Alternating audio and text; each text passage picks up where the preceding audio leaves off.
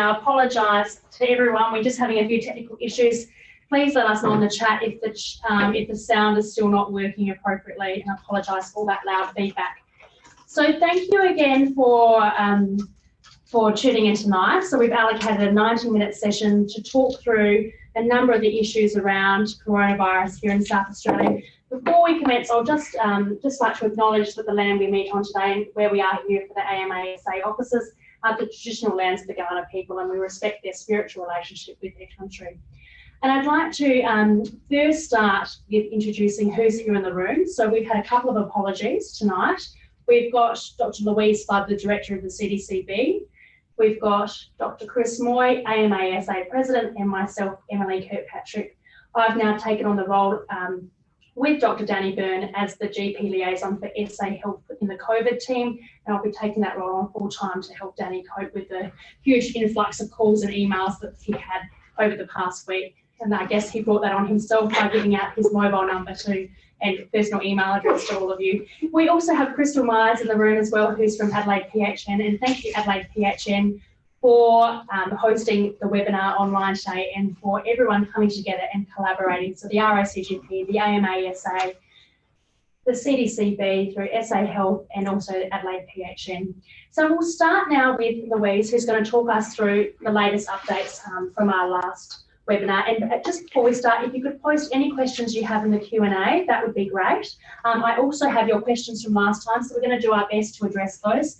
And as mentioned, a couple of apologies. Dr. Tom Dodd, unfortunately, was unable to attend to the last minute, and Dr. Danny Byrne was also unavailable as well.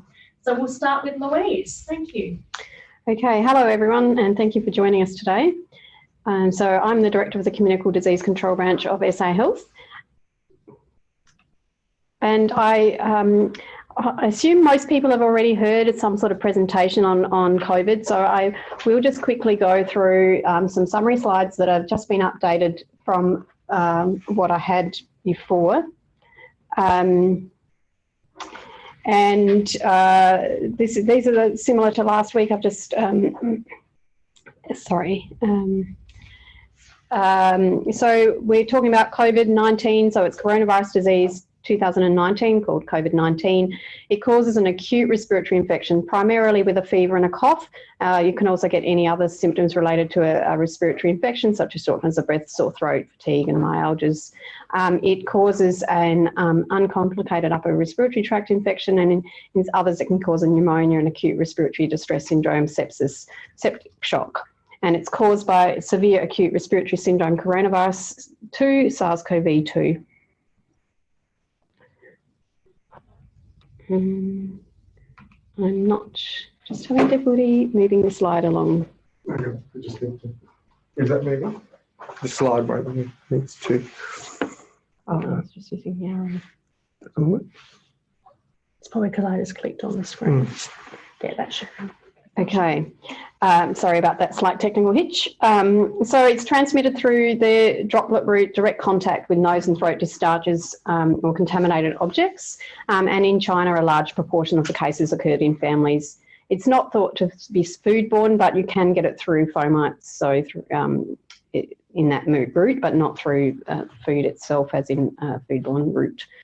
It is a new pathogen, so everyone is thought to be susceptible, and there is a relatively low attack rate in children, around 2.4%, but that may be an identification issue rather than it not causing disease, or rather than children not being infected. Prevention is primarily through infection control. There's no vaccine yet, but they are looking at developing vaccines, and there's no specific treatment available yet. A lot of people have a mild illness and that's not requiring a specific intervention, but some people obviously require hospitalisation, and there have been multiple deaths related to this. So just briefly, the epidemiology, this is the data as of yesterday evening. Over 350,000 confirmed cases. 73% of those are from 6 countries, so mainland China, Italy, USA, Spain, Germany, and Iran.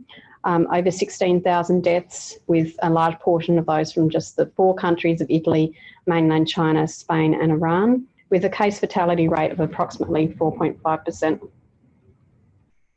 And now you can see the map in that there's places, cases worldwide, with a large portion in Europe, and large numbers also in the United States.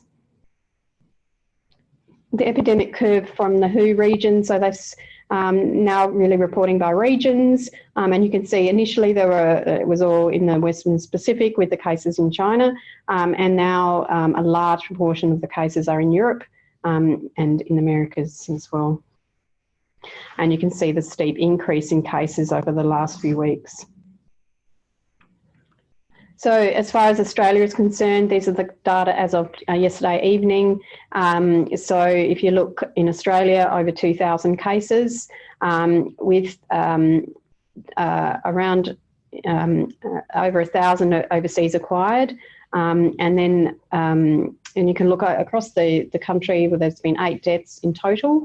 New South Wales has the highest number of cases, with Victoria and Queensland having close around 400 cases.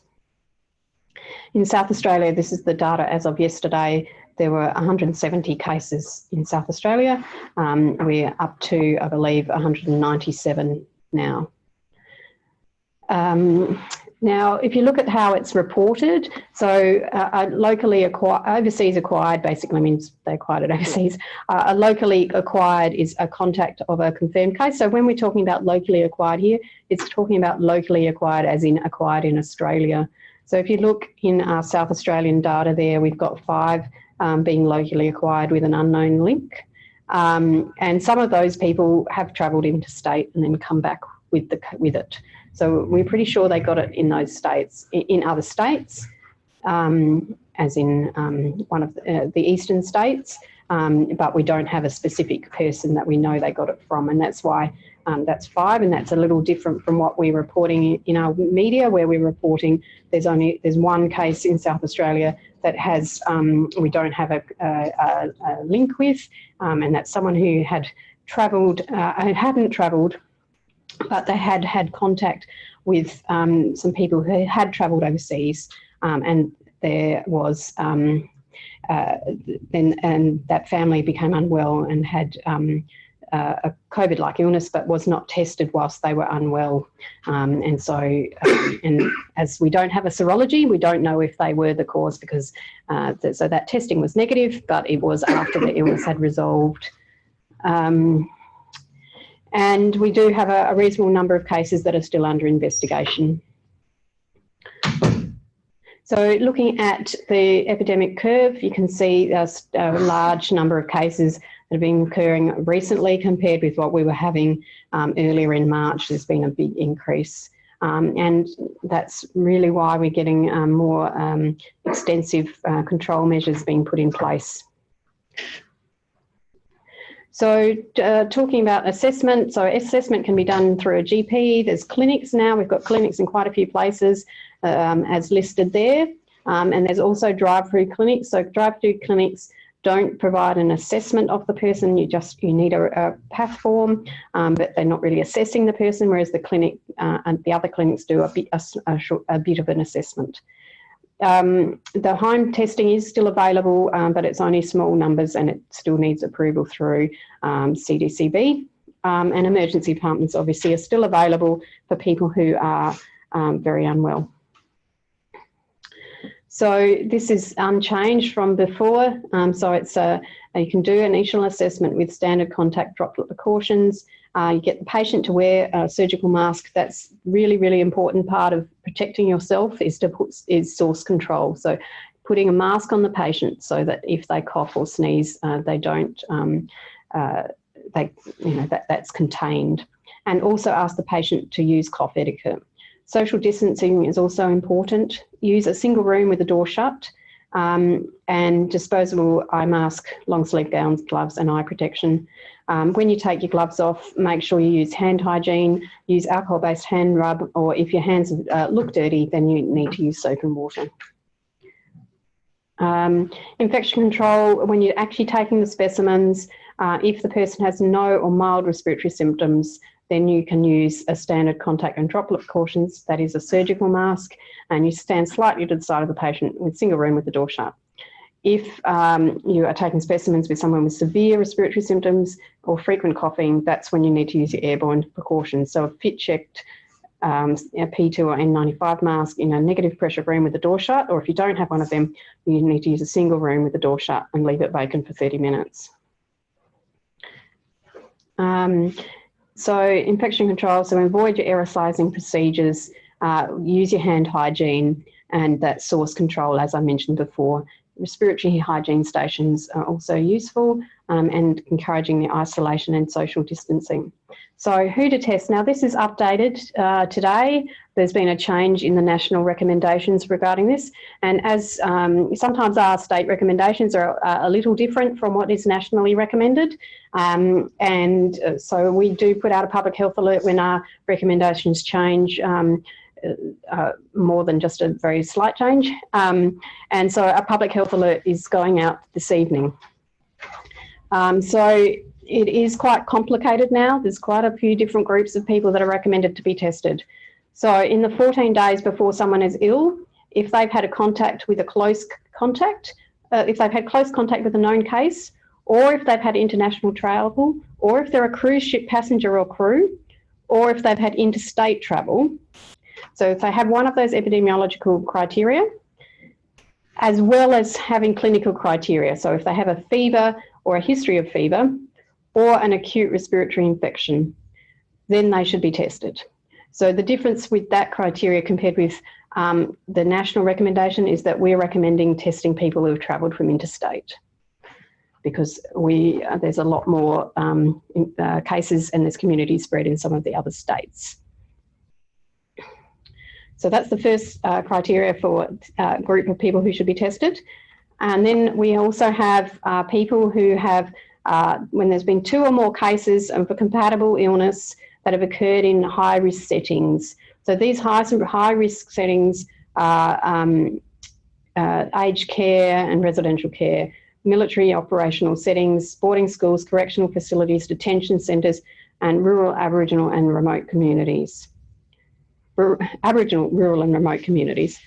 And those people, they still need to have those clinical criteria. So this is what is a COVID compatible illness, as in a fever or history of fever with an acute respiratory infection. So that's in the next category of people that should be tested. And then we also have some more state-specific ones. We have mentioned that we've had a small cluster of cases that have occurred in people who have attended Lyndoch Hill and Barossa Chateau. So that's the one place since the 14th of March. So if you have someone who's unwell with the clinical criteria and has attended that place, or if we have you're a healthcare worker, an aged or a residential care worker, and they have this clinical criteria. So it's the same criteria, fever or history of fever, or an acute respiratory infection, they should be tested. And then we also have hospitalised patients with an unknown cause who have a fever and an acute respiratory infection. So most of the others were ors, and now we get to an and. So it is quite an extensive list where we're now recommending people to be tested. And as I said, there is a public health alert that is going out. If for some reason you don't receive public health alerts, they are available on the internet on our SA Health webpage. It's SA Health, www.sahealth.gov.au/health alerts. So unfortunately, Dr. Tom Dodd wasn't able to be here, so I just have a very brief update of what Tom had passed on. So COVID testing has now been added to a single panel. So now they're not running 2 panels for each of the tests. They've actually just doing it all in the one test.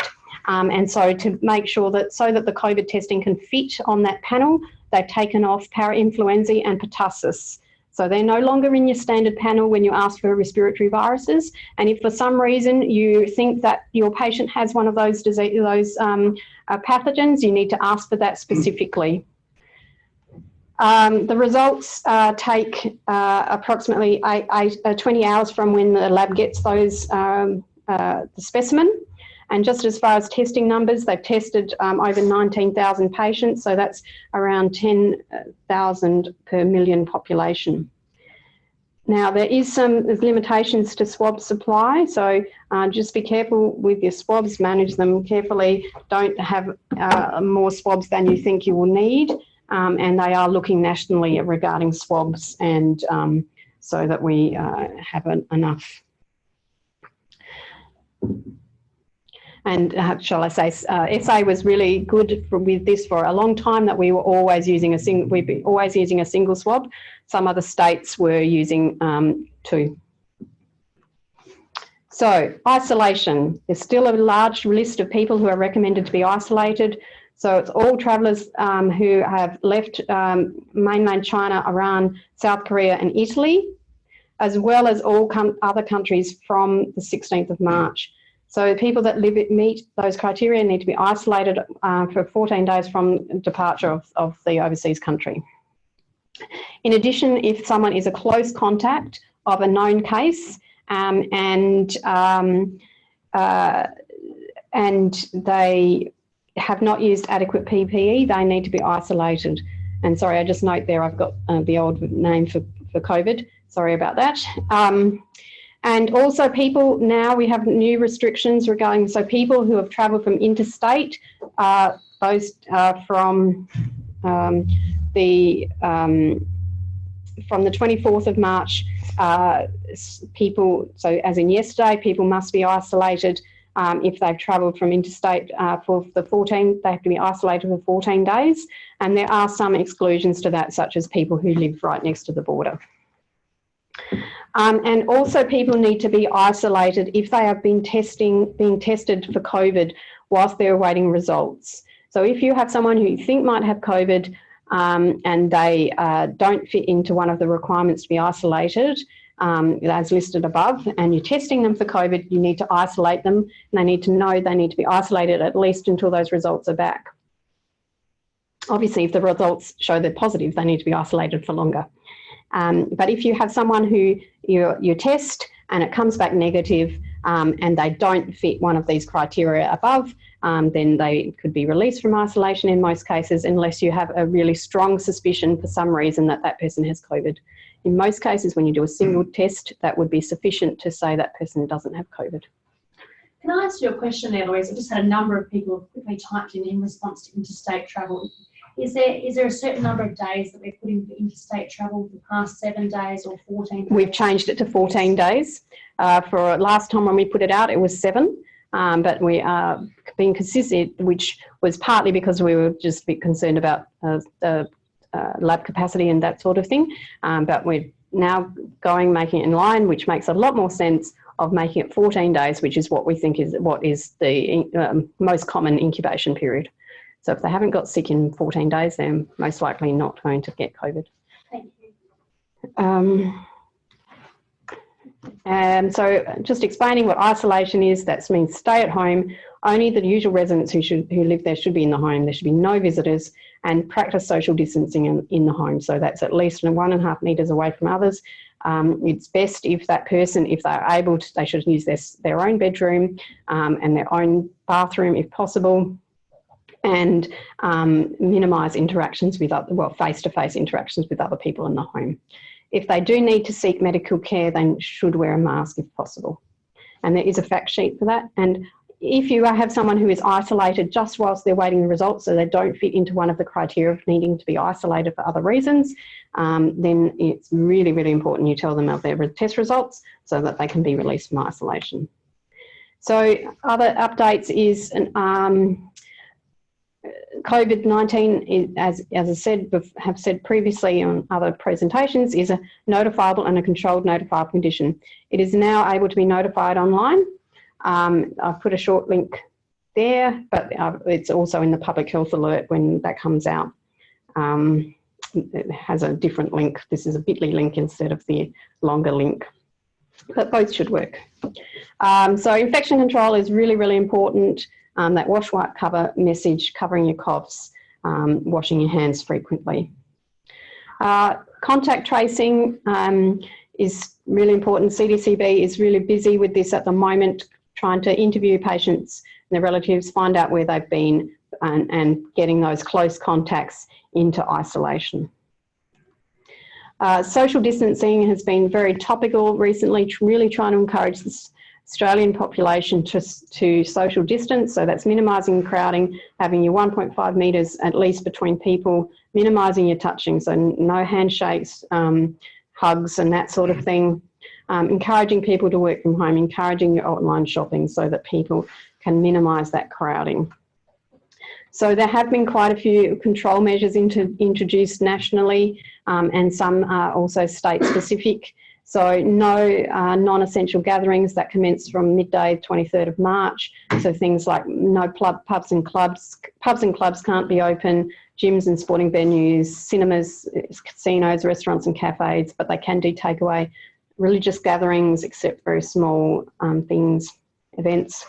There's also new events were released last night, announced last night. So food courts, except takeaway, need to close. Auctions, auction houses, home auctions, open houses need to stop. Personal services such as beauty and nails and things like that, and spas, amusement parks and arcades, strip clubs and the like, galleries, museums, health clubs, and community facilities.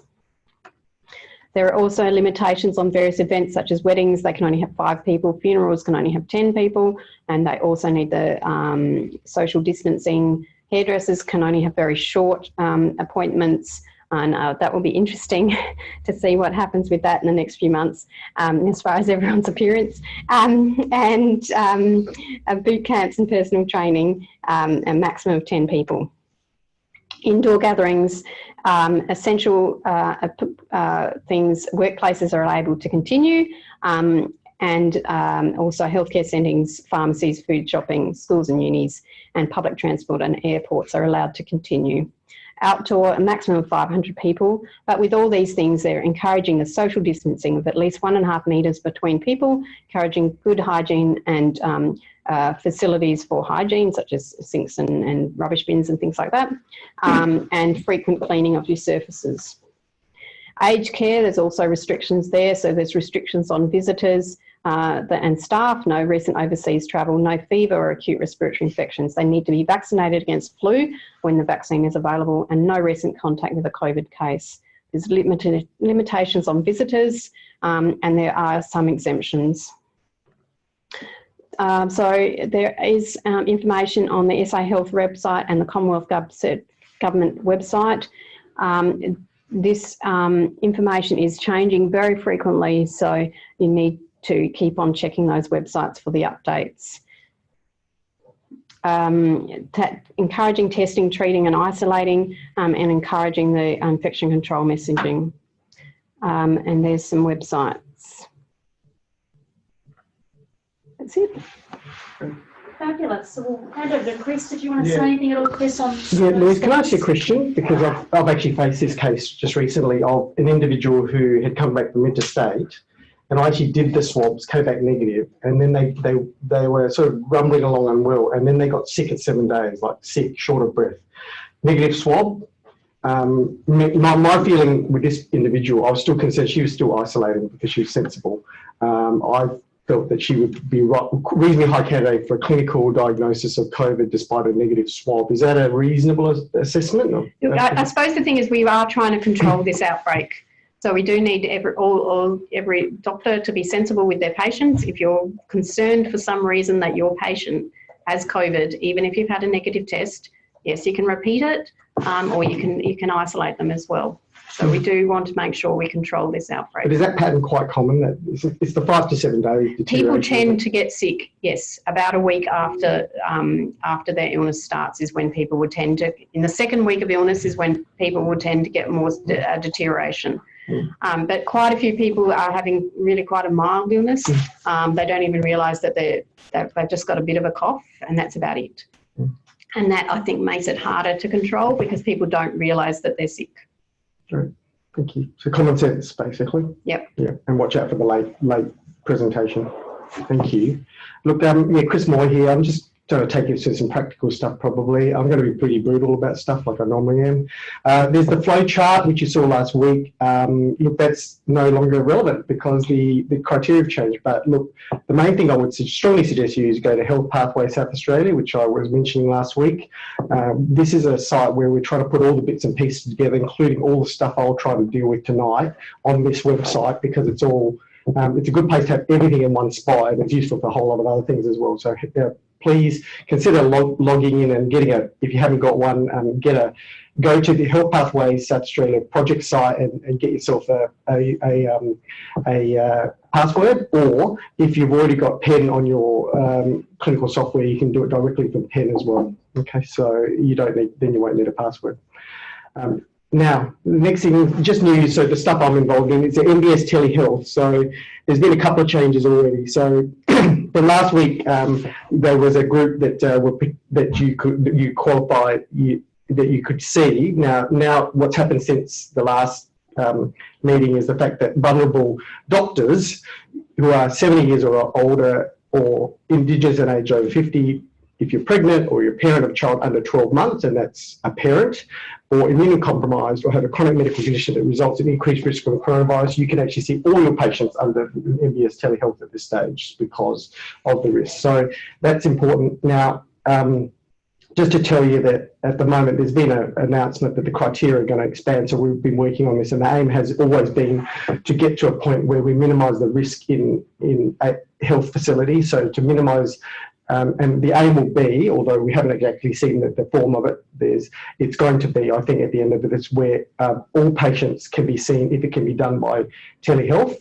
And except for obviously the idea is to protect the practice, and only to have to bring in individuals which have to bring in for face-to-face, such as those needing procedures or a specific testing, for example.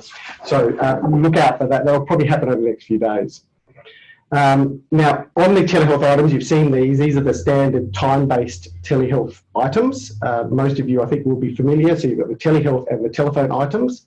But beyond that, there's actually, we've worked, so last week in record time, we got a change to the obstetric ones as well. So general practitioners came in under the specialist category within a morning. So I've never seen a department move this fast. So they changed the definition for the criteria. So for antenatal attendances and those doing GP obstetrics, you can now claim the items under telehealth as well. So that's really great news.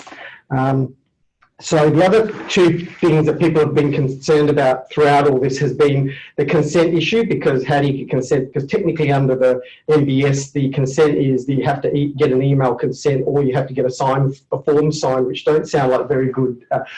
Email from a 80-year-old patient who actually doesn't have internet access isn't going to be very helpful, and obviously we don't want to be handing bits of paper. Look, I can absolutely say to you that the Medicare have actually indicated that they're not really going to worry about this too much. It actually requires a legislative change to change the consent, but hopefully in the very, very near future, and I was just trying to get an update then, is that there will be a change so that you only have to do a verbal consent and then put it in the notes. Okay, so at the moment you have to just say fits criteria and that you've got confirmed verbal consent. The other concern has been this 12-month rule that the individual did need to come to the practice within the previous 12 months. This has been a bit of a tricky one because it was really set up to try and stop abuse of this item, because there were concern that individuals like pop-ups would be set up and just abuse the item numbers. Having said that, I mean, there's been absolutely legitimate claims of people who are willing to come out and help at this moment in time, and it'd be great if we could get them under this. So that is actually under investigation as well. So hang in there and just watch out. We are working very hard to get these done. Now, just in the last couple of days, just in the spirit of cooperation, can I say, number one, thank you to the Department of Transport, and particularly Emma Kokar of the Registrar of Motor Vehicles. We have worked today in record time. You will see this email that says that there are now a list of exemptions that have been approved. Basically, that over the next 2-week period, and there is no requirement to cease, well, we can cease practical driving assessments because we don't want to be bringing 70-year-olds or those with serious illnesses in for a driving assessment. So there will be ceasing driving assessments, and they're going to stop issuing disability parking permits at this stage for low-risk conditions. Having said that, for high-risk conditions, if you believe the person should not be on the road, you still have an obligation to remove their licence, okay? That doesn't stop that. And frankly, I don't know where they're driving to anyway, but that's a separate issue. But it's important that there's been a big change even just today. So thank you so much to the Department of Road Transport and in the COCA. So this is a 2-week moratorium, and we'll be urgently considering long term. And I gather the Minister will be actually releasing a statement about this in the very near future. So they have been very keen on it. So basically, you don't need to do practical driving assessments for low risk conditions. If you believe somebody needs to be taken off the road because they're dangerous, you do need to do that. And these are the proposed changes. They'll also be stopping practical driving tests. They just can't do that at the moment. So just watch out for a bit more information in the near future. But that's a huge change. And so the AMA and the department have been working really well. And again, record time to get a decision on this. The other one, which is really fantastic, is we've been working with Return to Work SA. So Jodie York from Return to Work SA. So reading in red. In the meantime, Return to Work SA will be implementing a series of new fees for treating medical practitioners, and that's GP, specialist, consultant physicians, psychiatrists, to enable continuity of care to patients who are unable or do not wish to attend an appointment because of COVID-19. We have already implemented the MBS fees that are for patients who have COVID-19 are required to self-isolate and considered vulnerable. So that's the current criteria. These new fees are for people who do not have COVID-19 and are not considered vulnerable, specifically for the purpose of capacity certification and prescription renewal. So we've actually widened it. They've been really helpful. The new fees will mirror the GP and specialist consultations, and the fee is equivalent to the existing Return to Work SA items. So again, a big shout out to Return to Work SA, who gave record time in a day from us asking, have pretty much come to this. So thank you to them, fantastic. So we're trying to keep the people out who don't need to come into the practice. Now, personal protection equipment angst from everybody. Look, we all know that there's significant supply issues. I'm definitely involved in it. Can I say off the bat, there's a few issues with supply, and I have to be frank with you, we are stressed about it, but there's also an issue of security of supply, security of personal protection equipment. It is quite clear that there's a certain proportion of personal protection which is going missing, okay, fast, and that is not good. So I would strongly suggest that you secure your PPE. Secure your PPE. And unfortunately, a handful of PPE by everybody, it means not a lot of PPE in a health facility. So please secure your PPE. Cancellation of non-urgent surgery, you may have heard about this. So category 1 is still going ahead, but category 2, if they're critical, will go ahead. But every category 2, otherwise they've got to stop. Category 3 is going to be delayed. I think the decision will be looked at in 3 months. The reason for it is just the concern about gearing up to make sure we free up PPE, amazingly, but also people, beds, ICU, ventilators, anaesthetists, that hospitals can do their drills with regards to this, and that we minimise. It's very hard to actually social distance between a surgeon, a patient, and an anaesthetist. So that's probably one of the good reasons to do this. So basically, high risk still going ahead, but those low risk. Now this will be frustrating. Your patients will be upset, but the best way to put it is we're battening down for a storm at the moment, and we're trying to work out what we need. And this is actually one of the issues that has come up. So this is a release by the Prime Minister today. Okay, can I say to you, my health record, I know some of you may know I've been involved in this, but can I just say a lot of people have not been super happy about it. Just for God's sakes, this is the time to use it. My health record is a good place to actually put a medical summary up for a patient at the moment, and it may be useful for another medical practitioner down the line. And it's not just about their current health history, it's about things like allergies and their medications. So please, if you can, clean up your histories and upload a good shared health summary. It would be maybe extremely useful for somebody down the line at some stage, please. This sort of situation was what this was designed for, to allow the information to be picked up by another person another time that is unknown, but that information could be gold for these people, for those healthcare providers. I'm not trying to advertise. There's some people who approached us about things like cough and sneeze critic counter screen guards, which seemed like an incredibly good idea. It may be worth considering. There may be other providers out there, but these are the pictures of things that have been sent to us. Again, I've got make inquiries about these. These may be very useful in practices to protect your reception staff who are at the front line. I know many of you have a line at 1.5 metres at the moment, but I think direct protection would also be quite helpful for them at this moment in time and give them a bit more surety. Now, aged care facilities, Louise brought this up. Can I make a plea? We've all got to stick to the rules. We've had some issues at various facilities with, firstly, a certain number of relatives getting extremely aggressive, number one, but there have been a couple of cases where the doctor or general practitioners, in fact, actually said that the relative can waive the rules, even for people that have come from overseas directly, even for end of life. This cannot happen. Please, you cannot have an exception. It is like putting a match into a box of firelighters. This cannot happen. Sorry, we've got to be really sticking to the rules on this. So please, no exception to those rules. And particularly for individuals who come from overseas, that is actually, there's a financial penalty for these people if they break these rules. This is the rules for all, I'm afraid. So please stick to the rules. And we as doctors need to be supporting these decisions. Final three things, palliative care. I'll just tell you there's a lot going on in palliative care and geriatrics at the moment. So we've been working with John Madison and Craig Whitehead and a few others, and also David Holden from who heads the palliative care clinical network. The first aspects about this is we're looking at a sort of a geriatric rapid response team backed by specialist advice. So we are actually potentially looking for a workforce in there. So if anybody's interested in that, maybe put your hand up. We're trying to work out the model. But with respect to palliative care, I think some of you may find that confronting to have discussion, but I think we do need to talk about this now.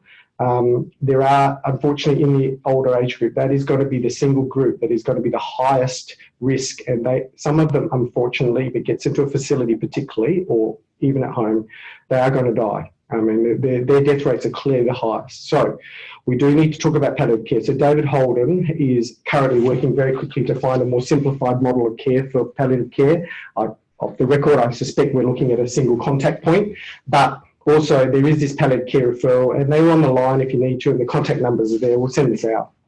But there was a lot of work going on to help support general practitioners who with respect to direct COVID management. I understand there's actually a symptom management protocol for COVID, in fact, coming out very soon. So just watch out for that. So that's important bit of news, which links into two other bits. So this is a thing called the Resuscitation Alert 7-Step Pathway. We will send a link out to this.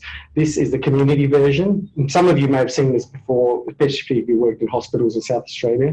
This is not an advanced care directive. This is a clinical plan. It's a glorified not for resuscitation order. Now, basically what it does is takes you through the decision making about what an individual wants. Now, can I implore as many of you to start thinking about this for some of your elderly patients in facilities, not because we want to be ageist about it, but because many of them have serious multi-morbidities, which are going to put them at extreme risk of complications with regard to COVID. And being frank, I work in a facility and I know many of them really do not want to end up in hospital, right? And that's the cold, hard fact about that. Now, please, can I suggest you use this form, because the critical box is just at the end of section 4. It says not for transfer to hospital unless palliative care measures fail to maintain the comfort and dignity of the patient or the resident in their place of residence. This is important because if that is ticked, then the facilities will have greater surety about not sending an individual to hospital if they can manage them palliatively. And this is important because at the moment, there's a really big effort at the moment to try and get enough ventilators and hospital beds at the moment. I can't say this for them. I can tell you as the chair of the ethics committee federally that for those people who don't want to go to hospital, if this box is ticked, it will reduce the complications. And being frank, for those individuals that don't go to hospital, and we don't send people to hospital that don't want to, but would otherwise have been in a hospital because we didn't have this order, that is one potential ventilator ICU bed that we don't have, that isn't going to be taken up. So we are looking at capacity at the moment, and I think, being totally frank, we have to start thinking about this. So can I urge as many of you who work in aged care facilities to seriously consider getting this form filled out for patients that you think have significant complication rate and a significant multi-morbidity. Not to say that they are all going to be ticked off for transfer to hospital, but what I'm saying to you is, for those that we do get ticked, and for many of my residents who said they don't want to leave their home, we will reduce the burden on the rest of the health system potentially if these get filled out. That leads on to what you do though. See, one of the problems is that if you're not going to send them to hospital, you need to know how to treat them palliatively. So this is the anticipated prescribing protocol. You can look up anticipated prescribing 7-step pathway or prescribing guidelines for pharmacological management of symptoms of adults in the last days of life. This will actually give you work which was done as part of 7-step pathway to prescribe medications for the comfort and dignity of individuals who would rather be treated palliatively in their place of residence. I've just bring that up because some of you may not be familiar with prescribing palliative medications or end-of-life medications, and it's really important that we treat those who may die and want palliative care with the greatest effort to maintain their comfort and dignity until the end. That's our job. And I think that is it. Yes, we've got a little bit over our 30 minutes of talking, and now we're at Q&A time, but really important things that both Chris and Louise have talked about tonight. So we've had a lot of questions. I've tried to answer as many questions so far in the chat box, but certainly there's a number of questions that I'll direct to both Louise and Chris, and we'll try and answer here as a group to give you more clarity. So one of the questions that we had that was still left over from last week was in regards to grafting, and whether it's possible, Louise, in the future that grafts could occur for South Australia in terms of looking at the log of numbers of patients here in South Australia so that we can have our own data set. Is that something that the CB may be looking into in the future? That isn't something that we've done yet, as you know, but it's something that we can consider.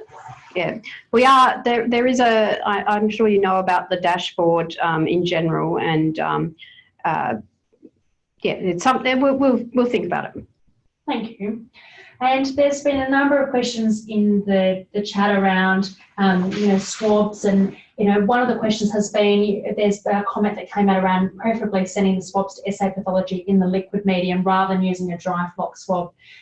Is there any data that any evidence around using different types of swabs in terms of testing? Is it more sensitive for testing to be done with a liquid medium, or is it? Yeah, I'm sorry, I'm not the person to answer that sort of question. Unfortunately, that would have been one for Tom. That would have been a Tom question. I'll add it to the list and email Tom and ask him that question about that. But certainly their preferences, and they're very happy, SA Pathology, to come and drop off swabs to clinics, and they can drop them off in batches of 20, I'm told. And another question was around, with the swabs, around self-collected swabs. Is that something that's been looked into or thought about, that we could end up doing self-collected swabs like we've seen in other countries with their little booths that we've seen in South Korea? I would have to give that one to Tom when he's available. I mean, I know obviously, that's possible, but I don't know if we've been thinking about that here. Yeah. I'm not across that sort of thing. That's a pathology question. Right. So what we might do is email Tom some of these questions, because certainly these are interesting points to think about, particularly when we are in a PPE crisis as well. A number of people have asked specifically around the Eyre Peninsula and where that's up to in terms of contact tracing. So we've had a couple of GPs who have put questions in around it. They've had patients who have presented to them who were attending that meeting on the Eyre Peninsula and would like to know a little bit more about what the concern is for them in terms of if their patients are asymptomatic. I don't know if you can elaborate on that. Yeah, so there's no recommendation to test someone who's asymptomatic, even if they're a known contact. But there was a large meeting that occurred in the football club, I believe it was in Cummins, that someone who was infectious was at that meeting and whenever there's a case, we interview them, find out where they've been, and each of these things we have a look at whether or not we think that was a close contact. And unfortunately, that meeting was quite, well, a lot of people attended that meeting. We understand it was around 200 people. Only some people wrote their names. So the ones that did write those names, we can identify those. But the people that didn't, we think about 3/4 of the people put their name down. But the ones that didn't, we can't identify those people, obviously, because they didn't write their name down. But that was quite a few people in that room for the size of the room, and the meeting went for around 2 hours. So that's why those people have been assigned as a close contact. Obviously, so the people that were a long way away from the person who was infectious are less likely to get it. And I suppose it still goes back to what we're trying to do at the moment. We are trying to stop this disease spreading. And so we do need to err on the side of caution and isolate people who potentially have been exposed to this virus. Mm. And something that has come through in these questions has been around those who are in rural and regional areas, and particularly that they, would like some clarity around the testing. So we had some questions here that have come through where they specifically said that, patients have come in that have been concerned and they haven't had the PPE appropriate and they've sent them home to self-isolate. And what would your advice be for those patients if they're going home? Do they still need to be tested if they don't have the PPE, or are we sending them home and saying, go and self-isolate because that community doesn't have access to PPE? So, well, firstly, maybe our PHNs can help get access to those areas. And there are quite a few clinics available now, and I did have that list that I put up very quickly, but it is on the SA Health website. There are quite a few clinics in rural areas at the moment. So if your practice doesn't have the PPE, it might be that it's not too far for the person to go to one of those clinics. So that's a possibility. The other thing is it might be possible if you're in a small spot for that person to go to the local hospital if you are very concerned that person has COVID for whatever reason. Obviously you'd want to call the hospital to make sure that so you don't spread it around. But I think if you are in a rural area and you can't and you don't have one of those testing clinics near you, then that's when we need to be organising for PPE to be going out to those areas, because we do want people to get tested. Because we don't want people to be in isolation for a long time, not knowing if they have it, because it does have that flow-on effects to that person's contacts and their contacts of their contacts, and as in we do want to identify who has the disease. And as when we talk about PPE, we've had a question as well around PPE and can you reuse masks, for instance. So say you've used a mask and you've dated or written on the mask when you used it, the patient has then come back negative. Can you reuse that mask for retesting the patient? So you're not meant to reuse masks. Mm. You can with your shields, like if you have a face shield, those can be cleaned and reused, depending on, if you've got one of those reusable ones, but those can be reused, but masks are not meant to be reused. By the way, I've just had a reply with respect to the liquid and dry from the pathologist on our council, sure in that. So thank you to him. He's actually clearly indicated liquid medium is better, the yield is better. So that's information for you, but ultimately it depends on what you've got, and if you've got a dry swab, you're going to take a dry swab. And Chris, the question that's come through for you is around MBS. So in terms of the telehealth item numbers, do they need to have seen the patient in the last 12 months, or has that changed? Okay, so yeah, this is the question. So initially it started off as you had to have seen the patient, the individual doctor had to have seen the patient in the previous 12 months. So we got it widened last week to, they just had to attend to the practice. And at the moment, there's been a bit of, concern about widening this from their perspective, because they were concerned, frankly, that we're just going to get some pop-ups that are just going to appear who have never seen an individual before. Having said that, we've also had some wonderful doctors who've come out of nowhere willing to, join and help, and they're willing to help out, but they wouldn't be able to use the telehealth items under these criteria. So we are in fact actually working specifically on this, and so if you could just bear with us, we'll just have to see where this lands. So it's a combination of actually getting the criteria loosened, but also this 12-month rule. So we'll see how this goes over the next few days. Very good, thanks for that. And we've had a lot of people have asked about whether they can be fit tested for masks. It's something we'll have to look into, in terms of if they do have access to P2 masks. Is it possible for GPs to be able to be fit tested for those? I know SA Health did a big drive where they got everyone to be fit tested, but is that something perhaps we could look at for GPs, even through the PHN perhaps, or through other avenues? There's actually a lot of information online as well. I'd go to YouTube and I'm not joking. There's actually a lot on the various company sites, and I think even on the Federal Department of Health has a fit testing thing. It's not super rocket science really, so it's worth looking at, but I think it is possible, but you've got to have the mask. That's the only problem. So it depends on whether you've got them. Yeah, I mean, fit testing, you need that special machine to do fit testing. Fit checking, you can do yourself. Yes. I don't think there's any plan to do that. Fit checking for GPs. It does use quite a few masks to do fit checking, but that's something I don't know if the PHN is able to comment on that.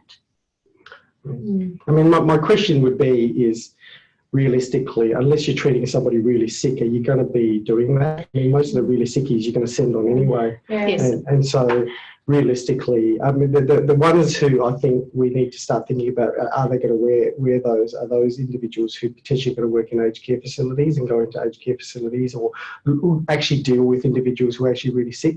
For the standard individual that actually just needs a swab, who's asymptomatic or moderately mild symptoms, get them to put on a surgical mask. You put on a surgical mask, and that's all you need. You do not need a P2 N95 mask. I suppose it's only for the rural and remote regions, really, that you it might be indicated. But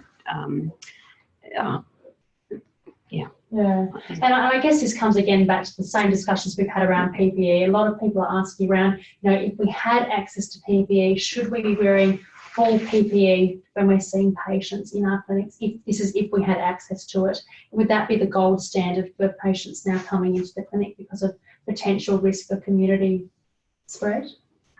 What would be the advice for that? I mean, that's a really difficult one, because the current advice is that we won't routinely wear PPE in general practice clinics at this stage. Sorry, you're talking about even if someone, just for every patient? That's right, yes. We've had a couple of questions around that. Yeah, so that's not recommended currently. Yes. You need to do a risk assessment, determine if that person is higher risk, and then don all your PPE if you think that person is. At the moment, if I could flip it around and say, I would try, if we can, maximise the number you can do by telehealth, so that you don't have to bring them into the clinic. Those that you do have to bring in, then make a risk assessment for those. I mean, at the moment, I think it's inverted at the moment. It's the minority you need to bring in, especially since we've taken out these driver's assessments, which were driving me nuts last week. And also so look, seriously, consider just changing your practice and reverse thing. And for those that do need to come in and they do need something seriously done, like a boil lance or something like that, then make a risk assessment. And if you do need to, then wear your PPE. I think that's where you need to. I don't, by that time, it's actually not a huge number that you'd actually need to. And I guess the other thing with this is around flu clinics. So now we're moving into this time where we're thinking about bringing in potentially large masses of patients into our clinics and then giving them flu jabs. I've heard of stories of people who are moving people into courtyards as part of their practices, thinking about doing flu vaccines from the car. So this is obviously a really big issue and something that we need to think about from the PHN SA Health perspective as well. And I just want to get a feeling from the group around, what can we do, or some advice you might have, Louise, around how we can reduce risk with flu vaccine clinics. I think the first thing is to make sure you're screening your patients before they come in. So as in, when you're doing your flu clinic, you need to be asking your patients firstly whether they're unwell or if they've travelled. So you're doing that general And if they have travelled or are unwell, then you should be deferring that vaccine. So I think that should help screen out a lot of the risk by doing that general risk assessment and trying to only vaccinate those who are don't fall into that high risk category. So No, I'm happy. You can.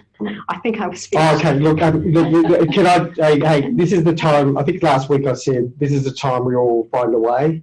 And the issue is about doing it with screening, but also social distancing at the same time, how to manage it, and having, the old days of bringing 30 people in, waiting in the waiting room, in a compact waiting room, is not appropriate. We've got to find another way. So the sort of options which have come up at our practice, which is the practice partner there who's been fantastic, is RACGP, shout out to you. He's come up with the idea of basically running them in the early morning or after the practice is closed, in effect. So we can then bring in people in batches of 5 or 6, so the waiting room is actually quite spread out, and again doing the screening beforehand, and then we have to do in those numbers, so we try to separate it into those areas. There's other ways of doing it, of course, potentially, and don't listen to this, Louise, doing it in the car, if you've got a big car park. I know not all of us do. We've got the options of doing it down the road, take a ticket, electronic ticket, bring people in on text. Those sort of things are all possibilities.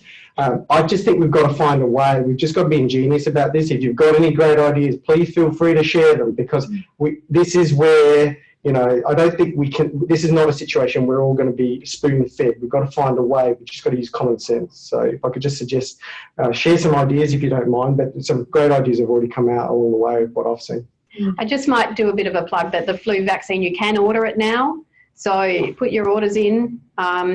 If you put your order in by yesterday, you can, depending on when you are in the schedule, people could have their first delivery before Easter. So do put your orders in so that we can get that vaccine out to you. Yes, and one thing we've had through, just a couple of questions there about the vaccine in terms of flu vax. Is there any concern if someone does come in with some, for instance, mild respiratory symptoms, that they shouldn't have a flu vax at all? Or, often we talk about, having a fever and not giving vaccinations, but any comment on that at all? So, yeah, it's just the standard recommendation. So if you've got a high, an unwell person with a fever, then they shouldn't be vaccinated that day. You obviously need to be thinking about how you can actually do that practical vaccination without putting yourself at risk. If you have a patient who's mildly unwell and has recently travelled or something like that, you should be deferring that. But it's still just the standard recommendation. So if someone has a very mild illness, they can still be vaccinated. But if they do have a fever or a more severe illness, then you should be deferring the vaccination. And we've had a great suggestion come through around hiring a hall or some sort of big open space so that you can socially distance people and vaccinate with one door in, one door out. What a fabulous idea. So take note, and a tape along the floor with 1.5 metre distancing. So that's really thinking about it. And there's a lot of unused churches at the moment. I'm not joking. Church halls, a good idea. Well, you have to remember that you do have your appropriate resuscitation equipment and have the ability to watch those patients for your time after they've been vaccinated. So 15, 20 minutes after they've been vaccinated to check they don't have a severe reaction. And just in terms of we're getting a lot of questions around the telehealth numbers, Chris, as well. So what can we expect, particularly for GPMPs and chronic disease item numbers? Is it likely? We are busting our guts on that. It's not going to happen overnight. I mean, these changes normally take years.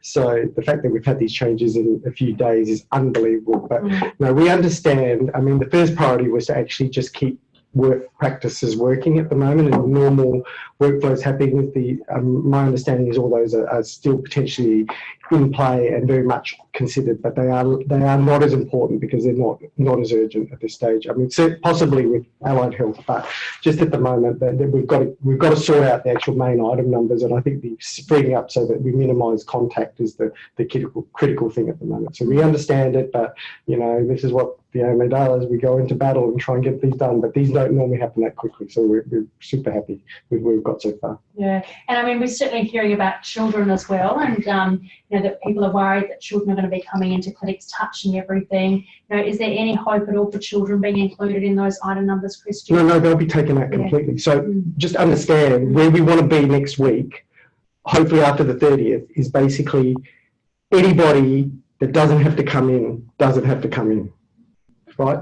That's where we want to be next week. Now, I can't guarantee the look of those item numbers, but the idea would be that the idea is to reduce risk for both the individuals, the individuals that come in, so that they may not less contact people that are sick, and less risk for the healthcare providers as well. So the aim is that, and then we reserve the practice only for individuals who have to come in at that point, which therefore will be in a much better position to screen those individuals and do risk assessment when we bring them in. So look, that's where we want to be next week. We've actually moved stage-wise. Initially it was certain at-risk groups, then it's at-risk doctors added to that, can do it for everybody, and then the next thing is open it right up. But it's these things. So there is work seriously going on about that. The announcement's already happened that it's going to happen, that it's in the oven. The other item numbers are just further along. But understand, I said it again last week. I mean, we have been very lucky as a sector to have had the support. Not a lot of businesses have had our level of support so far, and I think understanding that we've had that is pretty amazing. So we do have to thank the government for it. We do need to keep working on getting it right, but it's been good so far. Thanks, Chris. There's also been questions, and this is more for you, Louise, around notifications. And so GPs who have had patients not being notified back through the CDCB that they've had a positive patient. So I'll give you the background. The patient attends the GP clinic, they've been seen, assessed that they're unwell, have been sent to the fever clinic, for instance, at the RA, been tested, have come back positive. That GP hasn't then been fed that information that patient has been positive. And we've had a couple of emails that have come through as well, and also questions tonight around that they haven't heard that patient's been positive until 6-7 days later, when they've then got that feedback coming back through.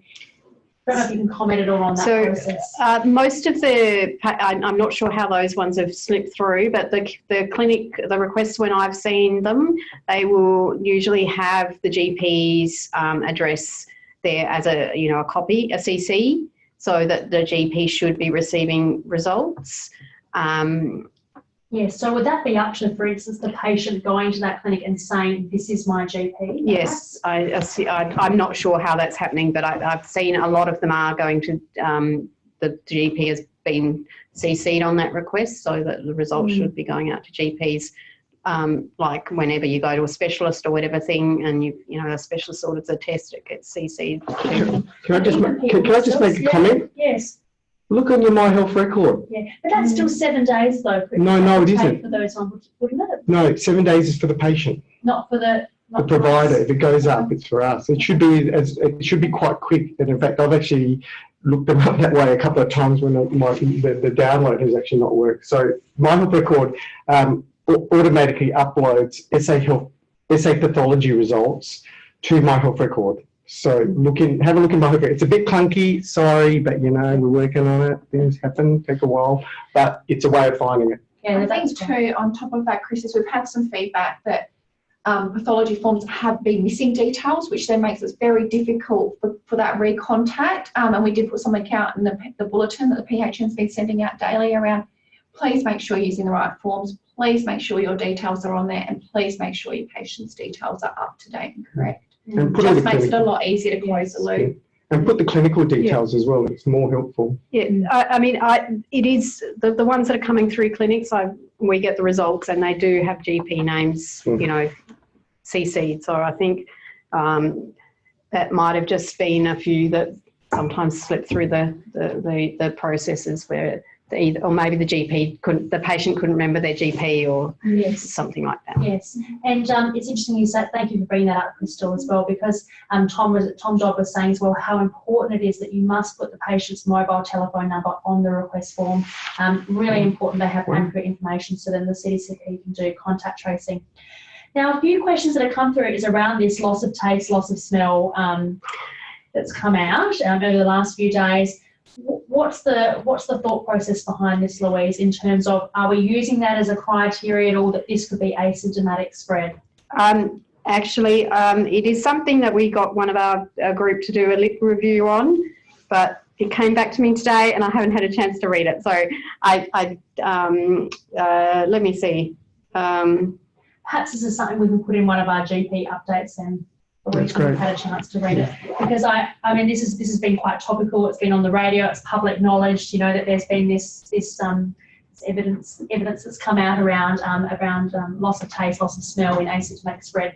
So I think that's something that people are quite interested in knowing about, and certainly the community is going to come and ask us as their GPs about that.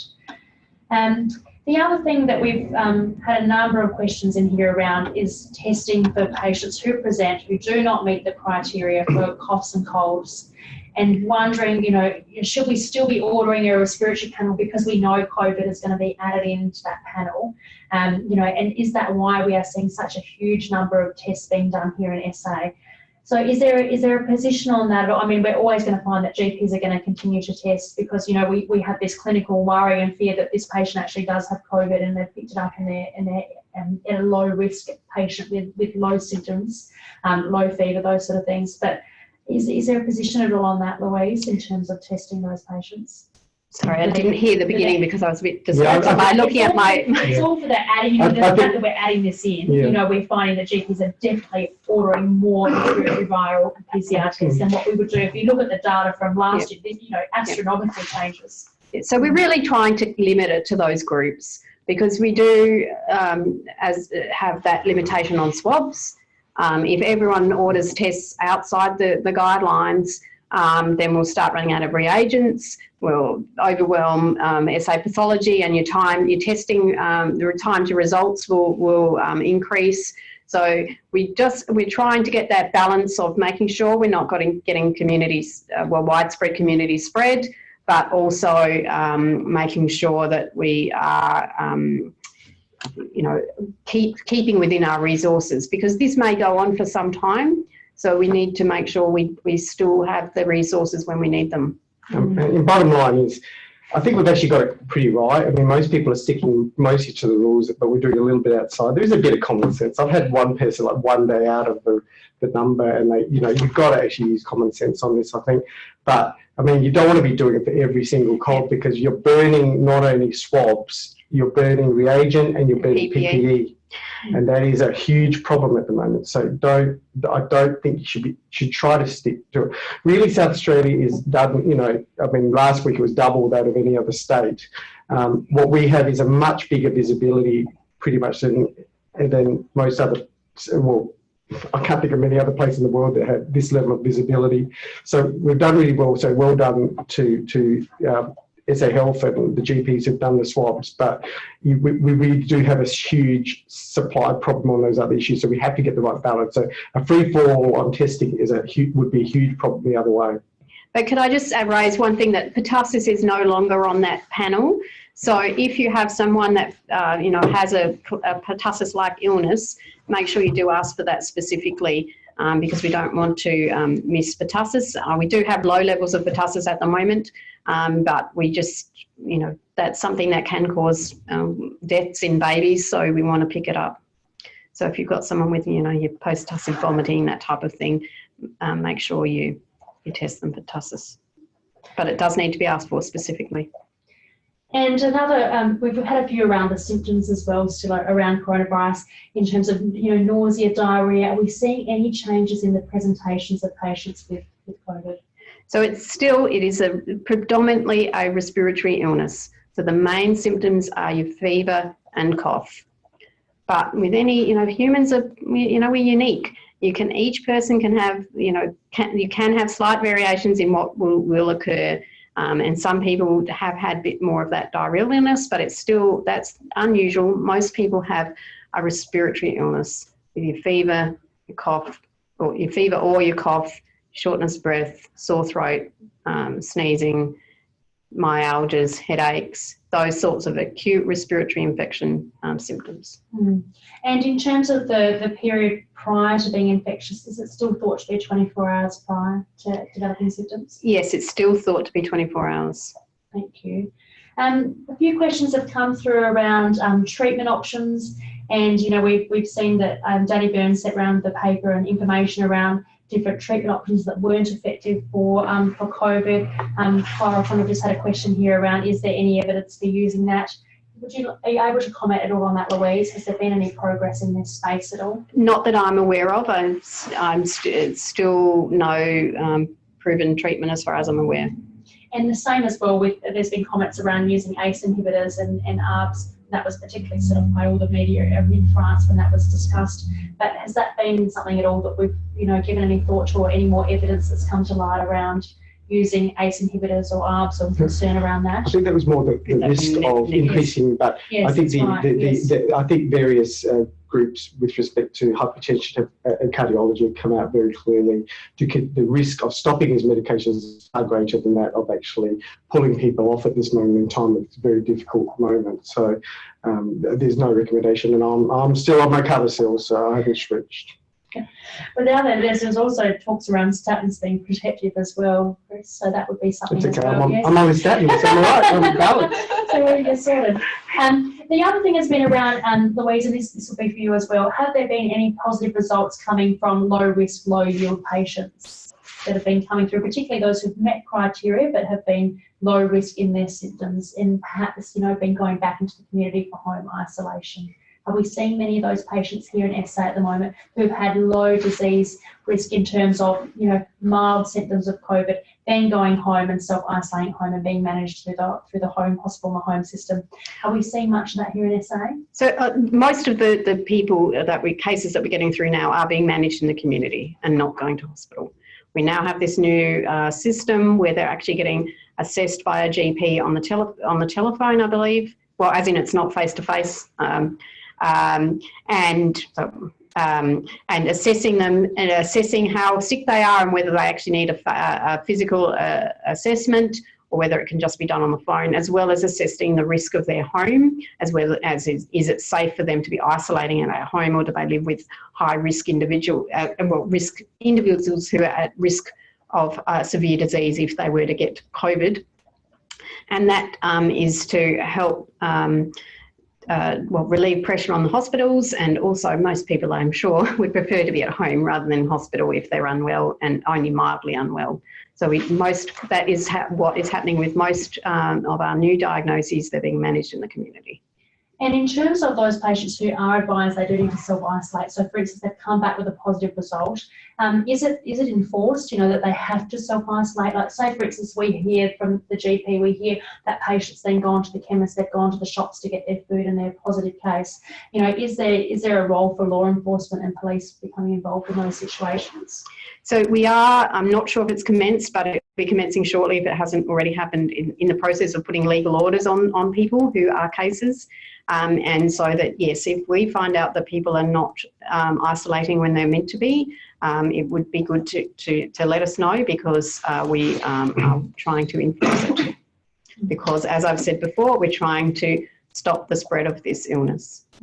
Emily, Louise, I can let you know that SAPOL are checking on people that are supposed to be self-isolating and are actually randomly going around and checking, and that has commenced, and they did quite a number of those today.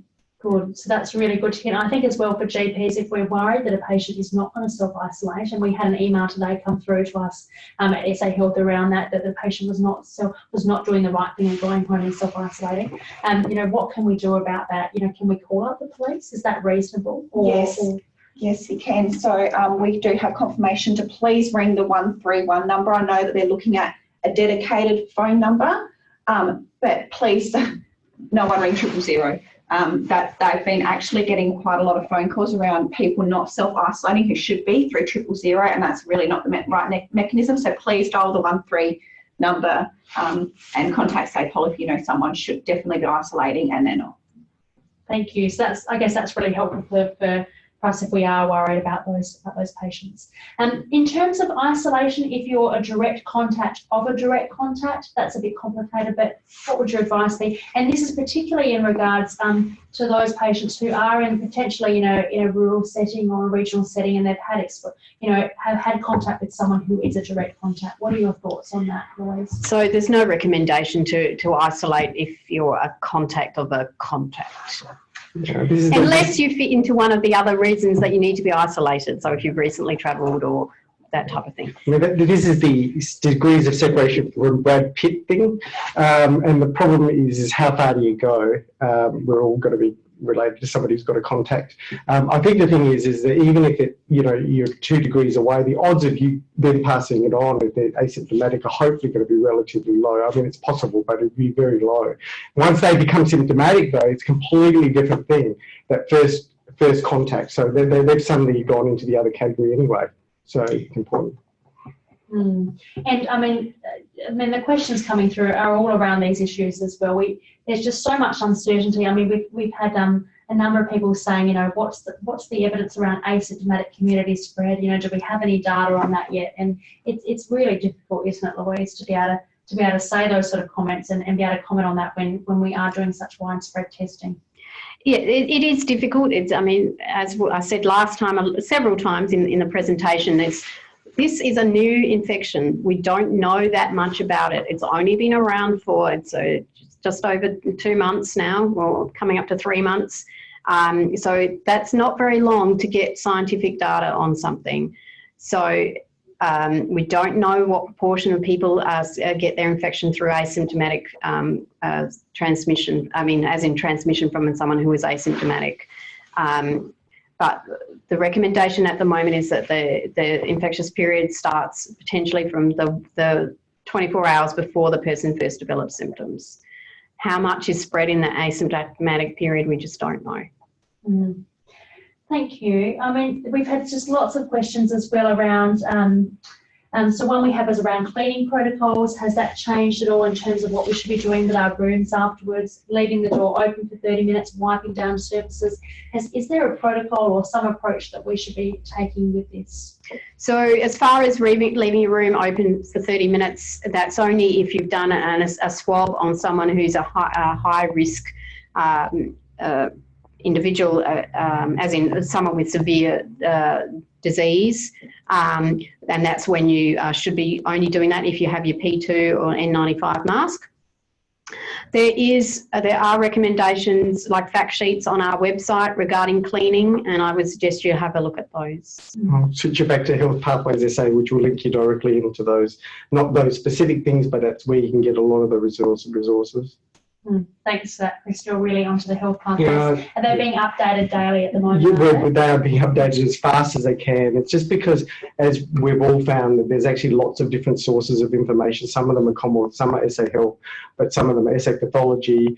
And there's also other little bits and pieces which we're finding very useful. So I think it should really, stuff that's going to come out of today, we can start putting on there so it's helpful for people. So I think, particularly in the care side of things, with the work with the geriatric team and the palliative care team, those sort of things which we will start putting up there because this is going to be a reality for all of us. Yes, and people are just so worried. We're all so worried, aren't we, really, that someone will come into our clinic and will be a positive case, and what impact that'll have. It's very hard, I guess, to say, Louise, what impact that may have in a clinic. But if a clinic was to have a positive case, there's been this talk, that you're closing down for 24 hours for a full clean, those sort of things. Is that still the thought process? Should GPs be sort of planning that in their head if they have someone come in that they may have to close for a period of time? It really depends on how long that person has been in that clinic. Because we're using that contact time. So if someone's been there for 2 hours, then the people in there would be firstly, that's a long time to be at your GP, and hopefully you've got shorter waiting times. Those people who have been in that room would be a close contact. As far as the closing for 24 hours with the school and things, that was really to make sure that we can contact trace and so identify the people that need to be isolated. In a general practice, you're likely to have a lot fewer staff, and it's likely to be a lot easier to identify who was actually potentially exposed to that person. So it may not be necessary. You might just need to be cleaning your, depending if you on time and whether you can clean the areas where that staff member, that patient has been. So it may not be necessary. It just depends on the circumstance. And just maximise the social distancing strategies within your practice. So we have a line 1.5 metres from the counter, so the transaction, people have to stand back from there. I talked about those potential guards or something like that, like a screen guard, that you don't keep people waiting in the waiting room as much as you can. If they do, you get them in from the car or work that way. I mean, it just will require a bit more thinking. I've got my desk, I've got my seat, and I've got a line 1.5 metres away from me in the consulting room. So the patient's actually sitting, so their head and their body is 1.5 metres away from me, measured from where I normally sit. Now, obviously, that may not be possible in a consulting room, but it's a matter of trying to find a way, I think, at this moment in time to minimise risk at the moment and try to keep people in terms of distance and time. It's distance and time. And the other thing is that source control on the patient. So if someone has an illness that could be COVID, you need to put the mask, ask the patient to put a mask on. Exactly. The sooner you put the mask on, the better, really, isn't it? And I guess that comes back to mask supplies, Crystal. Does the PHN have any more plans to send out surgical masks to practices to try and help, especially for those patients who come in and you do need to put that mask on them? Yes, definitely. So we do still have a small supply of surgical masks, and we have just this week I requested from the Commonwealth if they could please release some more and send to us, and hopefully I'll get some confirmation of that by the end of the week. If not, I'll be making a phone call, but anyhow. So yes, we do have surgical masks. We are working with SA Health and private providers of PPE to try and source other PPE for you, such as hand sanitizer, surgical gowns, or some kind of gowns where we can. So we are working really, really hard, and we'll keep you updated. But as everyone is aware, there is a national shortage, and so we're doing our very best. But yes, surgical masks, please go on our website, fill in your EOIs, or send your practice facilitator an email, and we'll make sure that we get some more surgical masks out to your practice. And please secure them. I wasn't joking. Oh, yes. I wasn't joking about the problem. The problem is actually partly inadvertent removal of PPE from health facilities of all types at the moment. It's a significant problem. So please, secure your PPE. Yeah, that's very important. We've heard of many people having their PPE taken, and those who have ordered online, and it's led to very much disappointment, especially when some practices are really struggling and they've spent large amounts of money on PPE, sourcing it through other channels. And Lisa, just on the masks, I think one thing I would like the general practices to know and the practitioners is that we at PHN are implementing our wellbeing plan to make sure that our staff are looked after as well. So we actually don't have any visitors coming to the PHN at the moment. We will be couriering your masks out. So if you don't get them next day, you will definitely get them within a 48-hour period. So just to let you know, if you think, oh, the PHN's forgot me, we definitely haven't forgot you. It's just that we are couriering all of our masks out at the moment. And in terms of washable gowns, is that a thing at all? I don't know whether you can comment on that, Louise. Is that a... Look, given the shortages that may occur, we're actually, we're looking at all options, and things like cloth gowns and that type of thing is being considered, so that we as prepared as we can be. I know for a fact that both federal and state levels, they're working really hard on this, but that issue that I've discussed before is significant, and we need to look after our PPE for frontline staff who actually have to go, care for patients who may be posed sub-risk. So please secure it. And I mean, we've had comments from a number of people now around, taking people's PPE. So in terms of beauty therapists, whether we can take the PPE from those people perhaps who are not working in that current area at this stage, and can we take their PPE, or is there an option for the government to look at that? Or the other one was around, could we pile our PPE together as a group and perhaps do as WA has done, and open up, more clinics just dedicated so that GP clinics give their PPE to others. But these are all thoughts and suggestions. And these are issues, as I'm aware, at governmental level.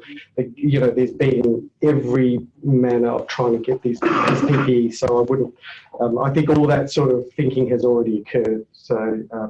And I guess the thoughts on cloth masks as well, Louise, is that people are saying, can we stitch up some cloth masks? Is that a thing to be using cloth material? So as I said, we are looking at all options,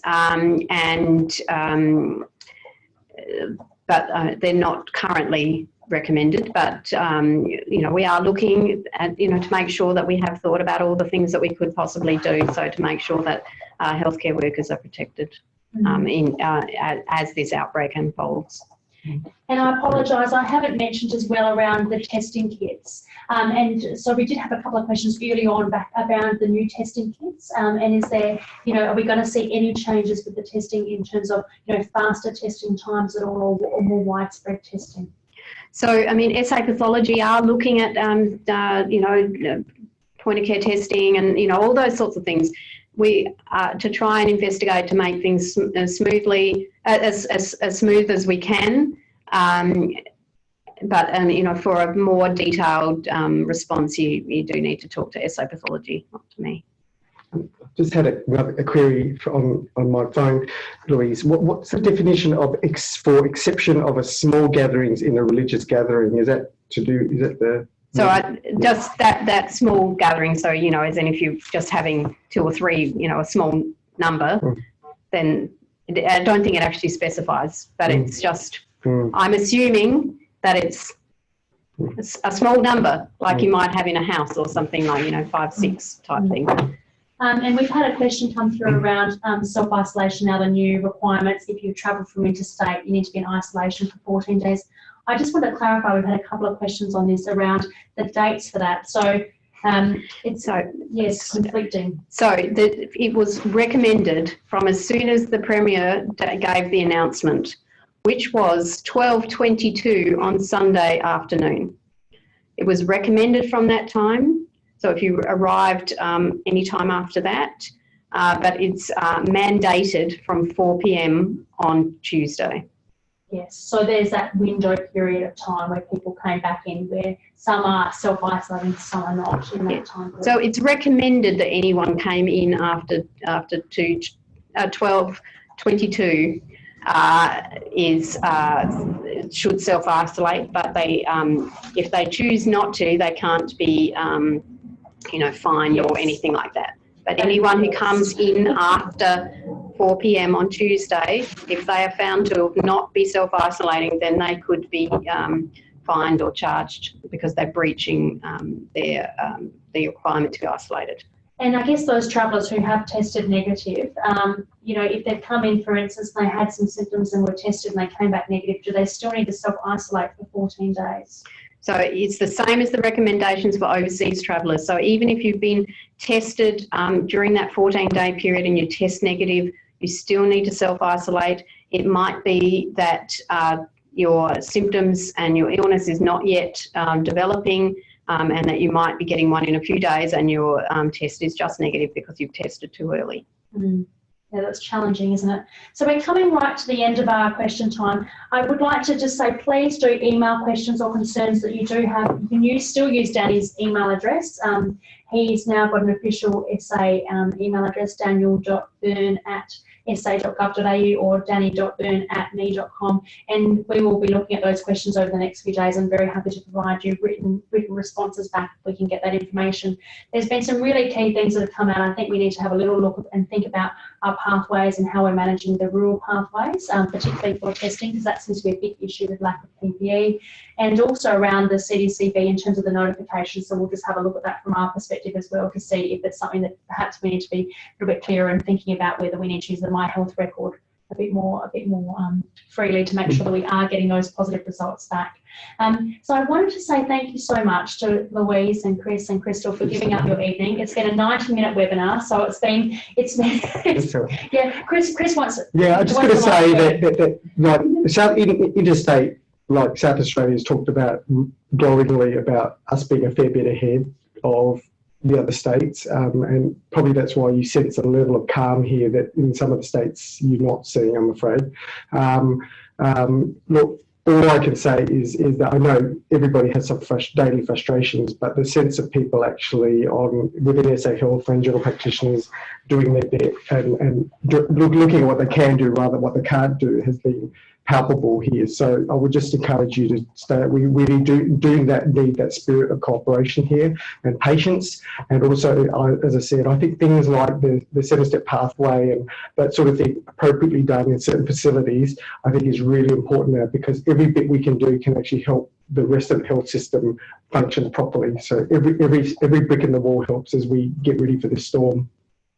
Yes, thanks so much, Krista. And so now in terms of future webinars, we are hoping to still hold future webinars. And one of the things we would like to look at is preparedness for the future, particularly as we will see numbers increase and how general practice can adapt to that in the times of the pandemic. So that is something we're definitely going to be looking at in future webinars. So thank you for those suggestions coming through for people who have put forward some future topic suggestions.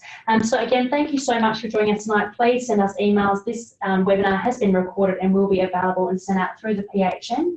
And as mentioned, please contact us. We want to make sure you're supported. You're doing a great job on the front line, and it's incredibly tough times, lack of PPE, testing concerns. We've got to be supporting each other during this time, so please don't hesitate to reach out to us. And thank you again for joining us tonight.